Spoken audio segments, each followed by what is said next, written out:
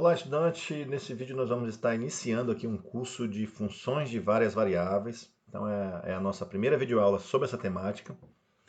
E nós vamos mostrar nesse vídeo algumas noções preliminares de funções de várias variáveis. Nós mostraremos o conceito e alguns exemplos, e em vídeos posteriores nós vamos introduzindo outras ideias, né? Até chegar nas derivadas parciais, nas integrais múltiplas, em alguns teoremas importantes e assim por diante. Então esse primeiro vídeo é apenas um vídeo preliminar, mas importante, né, para que você entenda o conceito, né, de uma função de várias variáveis. Bom, então vamos ver alguns exemplos, né?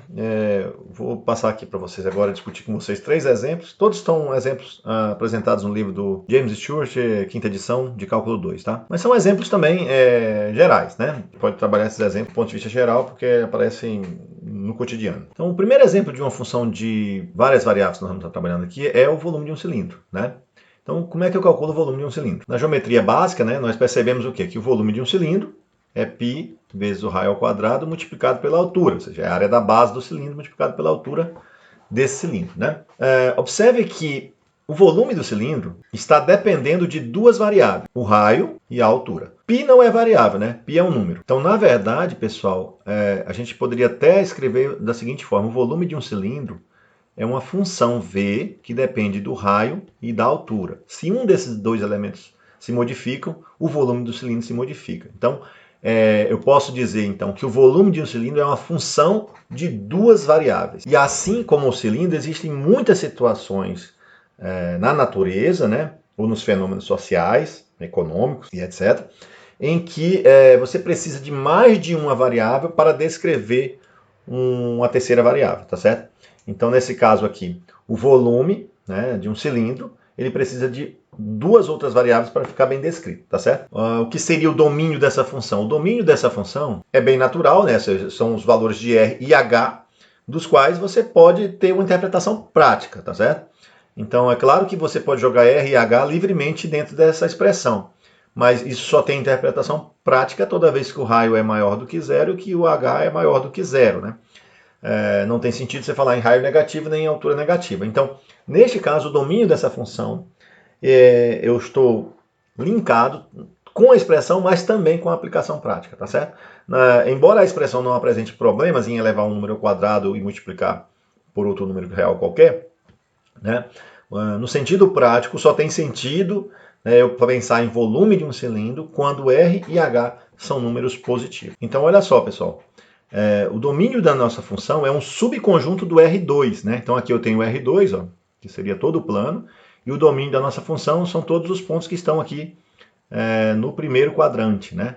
Todo ponto que está no primeiro quadrante pode entrar dentro dessa expressão que representará um volume de algum cilindro. Mas observe então que a função volume de um cilindro, ela vai pegar um ponto que está nessa região, né? Um ponto aqui que tem um certo raio, um certo H, e vai transformar esse ponto em um número real, pessoal. Então, a função agora que sai do R2 para um subconjunto dos reais. Então, quando você pegar esse ponto, com esse raio, com essa altura, joga dentro dessa expressão, você vai ter aqui um volume V', digamos, específico, que é um número real. Então, olha o que está acontecendo agora. Nós estamos saindo de um subconjunto do R2, né, nesse exemplo, e indo para um subconjunto dos números reais. Então, nós estamos invertendo a lógica das funções vetoriais, né? Numa função vetorial, você saía dos reais e iria para um conjunto de vetores. Agora você está saindo aqui de um conjunto de vetores e está indo para os números reais. Tá? Então é um exemplo bem simples, né? Um exemplo bem tranquilo aqui de uma função. Nesse caso é uma função de duas variáveis, tá certo? Mas nós vamos usar essa notação genérica, falar funções de várias variáveis. Teve mais de uma variável, já vai ser considerado várias variáveis para a gente, tá ok? Isso para a gente generalizar essa notação. Então aqui o volume de um cilindro pode ser visto em função de duas variáveis, que seria o raio e a altura, né? Então eu pego um ponto representando raio e altura e isso cai num número real aqui. O exemplo 2 que nós vamos discutir com vocês aqui, pessoal, já não é um exemplo do ensino médio, né, mas é um resultado de uma pesquisa científica, é a chamada função de produção de Kolbe-Douglas. Em 1928, né, Charles Kolbe e Paul Douglas publicaram um estudo no qual eles modelavam o crescimento da economia norte-americana durante o período de 1899 até 1922. Então esses dois camaradas aqui, é o sobrenome deles, né, eles publicaram um artigo em que eles modelavam o crescimento da economia norte-americana, né, a partir de uma função chamada função de produção. Tá? Basicamente, o que Cobb e Douglas fizeram foi supor que a produção norte-americana, a produção total norte-americana, ela estaria em função apenas de duas coisas. É um modelo simplificado, obviamente já se sabe que a produção não depende só de dois fatores, mas eles modelaram de forma mais simplificada, considerando que a produção ia depender apenas de dois fatores. O primeiro fator seria a quantidade de trabalho empregada, né? A quantidade de trabalho, ou seja, seria o número de pessoas, horas trabalhadas em um ano, né? Dentro da economia norte-americana, e a produção total seria o valor monetário dos bens produzidos durante um ano. Então, eles consideraram que essa produção dependeria da quantidade de trabalho empregado. E a outra variável, né, que eles consideraram foi o capital investido.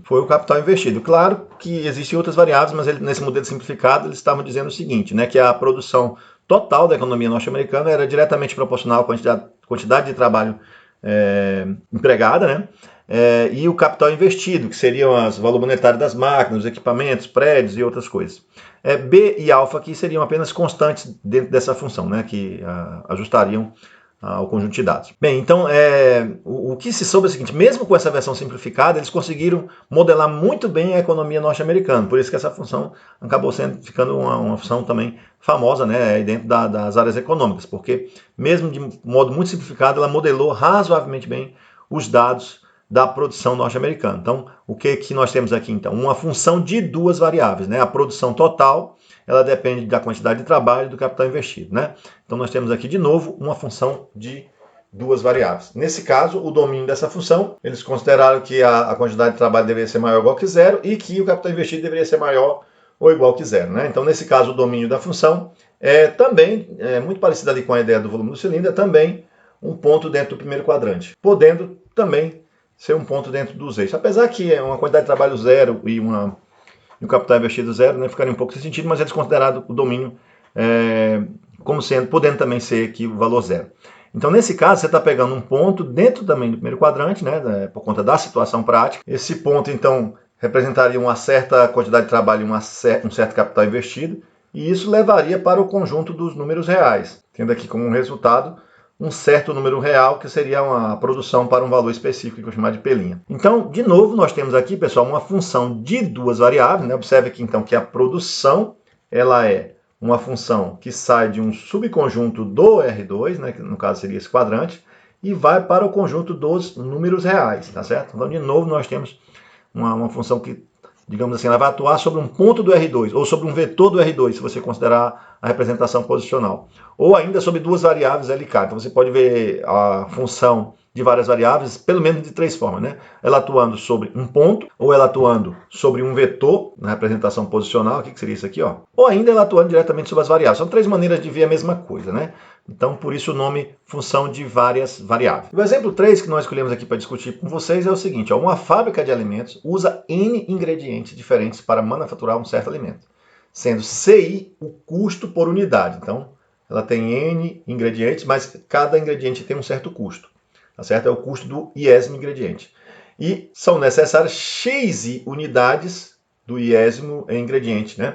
Então, qual é o custo total, né, que essa fábrica vai ter relacionado ao custo de cada ingrediente e a quantidade de unidades que você vai ter de cada ingrediente diferente, né? Qual é o custo total? Bom, se você observar o custo total ele pode ser considerado uma função do número de unidades, né? Eu posso considerar ele em função do número de unidades de cada ingrediente. Então seria uma f de x1, x2, xn ingredientes. Só que cada ingrediente tem um custo. Então, na verdade, quanto que eu vou gastar com o primeiro ingrediente? Vai ser C1 vezes x1. Quanto que eu vou gastar com o segundo ingrediente? O custo dele vezes a quantidade de ingredientes dele que eu coloquei. Até o último ingrediente. Então, quanto que eu vou gastar com o enésimo ingrediente? Cn. Né? E quantas unidades eu peguei? Xn.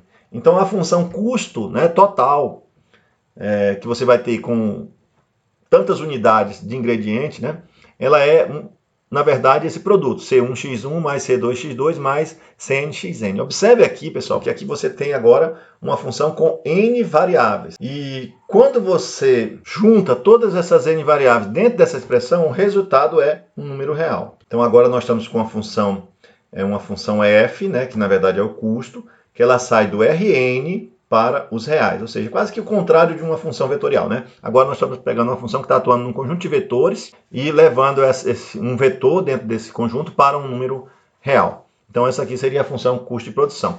Observe, gente, que você pode escrever isso aqui até de outra maneira, né? Você poderia escrever, se você chamar de V o vetor contendo as variáveis e C setinha aqui o vetor contendo os custos, observe que as variáveis são as unidades, né?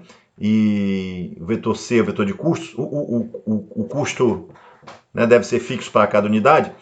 Então você pode escrever essa função de várias variáveis da seguinte maneira, né? Ó, uma f de v, ou seja, estou atuando sobre um vetor v. E se você observar, isso aqui é o produto interno, né? Ó, isso aqui é exatamente o produto interno. Ou seja, isso aí é o vetor de custos vezes o vetor que tem o número de unidades. Então você pode escrever nesse caso, ó, por essa expressão, né, mais alongada, aqui destacando cada variável, ou ainda como sendo em função dos vetores, né? Você também poderia escrever essa função em função dos vetores. Aí é meio que a gosto do cliente, né? Bom, então para a gente não alongar muito nesse vídeo, vamos então fechar o nosso conceito principal. O que é uma função de várias variáveis? Uma função de várias variáveis será uma função que vai atuar sobre um conjunto que está contido no Rn, tá certo? Um conjunto que está contido nesse Rn. Normalmente esse conjunto ele tem que contemplar a expressão que define a função, mas também a aplicabilidade, ou seja, eu tenho que olhar tanto para a expressão do ponto de vista da existência da expressão, como eu também tenho que olhar para o sentido prático da expressão. Se eu estou modelando um problema real, as restrições do problema real também devem ser consideradas. Então agora você está atuando sobre o Rn e está levando, né, um ponto do Rn, né, para um número real. Então é uma função que ela vai pegar aqui um vetor do Rn, né? Percebe que eu posso ver isso de várias formas, né? Eu posso dizer que a minha função ela vai ser uma f de x1, x2, xn, eu estou pegando aqui um vetor no Rn, e vou transformar isso aqui em alguma coisa, tá certo? Que vai ser um número real. Ou você pode também anotar assim, ó, se eu anoto um vetor v, como sendo na representação posicional x1, x2 até xn, a minha função de várias variáveis ela é uma função que atua agora sobre um conjunto de vetores, né? Então ela vai atuar sobre um conjunto de vetores e vai levar esse vetor para um númerozinho real aqui, vou chamar aqui um número k, que seria um número real. Então essa também é uma função de várias variáveis, ela transforma um vetor em um número real. Nós também vamos estar falando sobre outras coisas, como, por exemplo, o domínio de uma função de várias variáveis, né? Sobre gráfico de funções de várias variáveis, em que situações eu posso estar pensando no gráfico, curvas de níveis. Então, tudo isso é objetivo dos nossos primeiros vídeos, até que a gente possa chegar a falar das derivadas parciais e entregar isso múltiplas mais para frente. Bom, então, a ideia desse vídeo é só dar uma noção preliminar do que é uma função de várias variáveis. O que é uma função de várias variáveis? É uma função que atua num conjunto de vetores, transformando esse vetor em um número real. Esse tipo de situação tem muita aplicabilidade. Por quê? Porque nos fenômenos reais, normalmente nós temos muitas variáveis, né, que explicam um determinado fenômeno. Nós não temos apenas uma variável explicando o fenômeno. Geralmente nós temos muitas variáveis explicando um determinado fenômeno. Então é isso aí, é o nosso primeiro vídeo, né, do nosso curso. Eu espero que vocês acompanhem as outras videoaulas, onde nós vamos fazer exercícios, vamos mostrar exemplos diversos, né, situações mais específicas dentro desse conteúdo. Espero vocês então nos próximos vídeos, pessoal.